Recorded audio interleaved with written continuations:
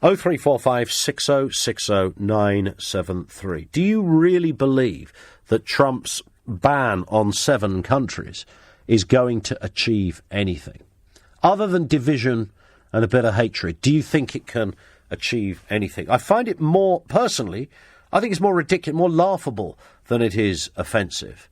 I know to many people it's the human stories in each case, and I get that totally.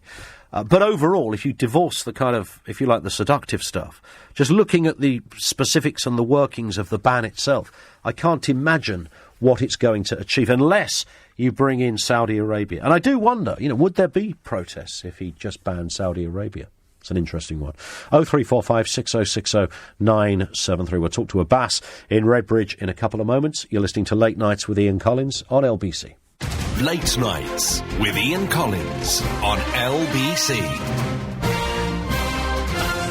This in from Graham. This will just whip up the British Pakistanis who are already rabidly anti-American. The next terror event may come from the UK, says Graham. Interesting. James says total emotional overreaction. I think I read that one. Alan in Brighton, Trump has not banned any countries where he has a Trump hotel or a building. I have to say I've seen that repeated on social media throughout that. I'm not sure that is as much as I'd love to believe that is, it's as daft and as superficial as that. Hey, we've got a hotel there, we can't ban those. I don't think that is the case, as much as I'd like to perhaps think it was. Tony makes a really good point. Owen Jones and his crew are going to hold a demo to ban Donald Trump from the UK in protest at him banning some people. Good point.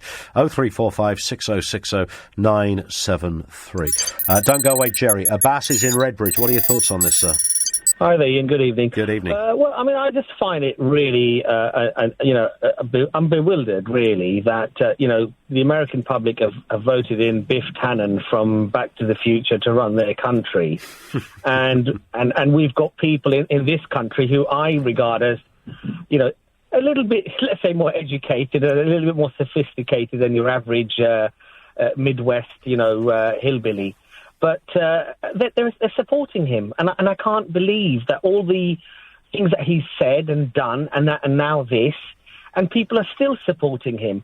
It just sounds, the whole thing is bonkers.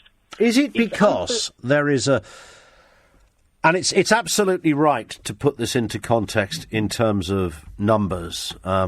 Somebody just sent me a similar email to a similar point to our first caller. New York Times article today: 123 American people have been killed by terrorists in America since 9/11. 123, whereas in the same period, 230,000 people have been killed by homicide, domestic violence, suicide, drunk drivers in the same period. Now, that does give it a context. Of course, America would say, fine, but we don't know when the next 9/11 might be coming, and it's down to us as an administration to put into place a policy that might at least help stop that from happening. But you see, the thing here is, Ian, that, and this is why I do respect our laws here, and I do respect our country here far more than probably just about any other country in the world, because if to stop an injustice, you yourself become a tyrant and unjust, then you're no better than the tyrant themselves. We have to live. Of course, I believe that you should have, very thorough checks to make sure that we don't let anybody in that could potentially cause us harm, cause us damage. That's common sense. And I don't think that's to be bigoted or that's to be extreme. That's just to be reasonable and sensible. But if the other extreme... But if you have a problem with Islamist terrorism, what as a country should you do if you believe that they're, and bearing in mind, by definition of the kind of randomness of these sort of terrorist attacks, whether it's shooting up a music gig in Paris or driving a truck through a market in Germany, it's coming at us with that sort of randomness, not alarming regularity, but one attack is too regular. If that is happening, what should you do? Because there is a sense by some that Western governments have done nothing. Trump saying, I'm actually going to do something.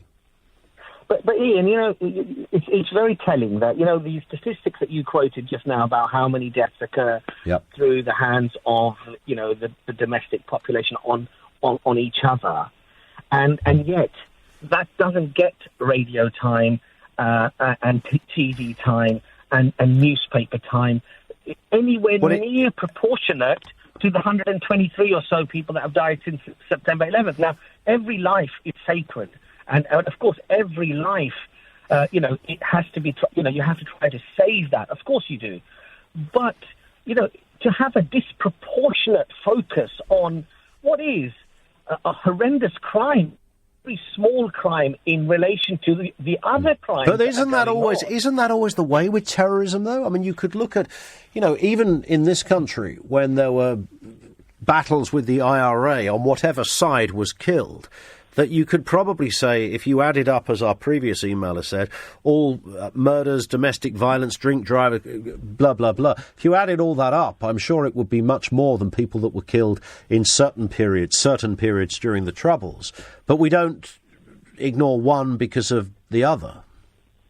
But do you remember Margaret Thatcher restricted, Sinn Féin and the other groups, the terror groups, from getting media time, yes, and able to vent their hatred on screen, because of course that was giving them a voice, and that was wrong, because to give them a voice would only perpetuate them and encourage them to do more. It just appears that if a guy with a beard, with the long hair, shouts Allahu Akbar and says some evil things about the West, he's on every newspaper and spoken about on almost every radio station, and he's given exactly what he wants, which is to have that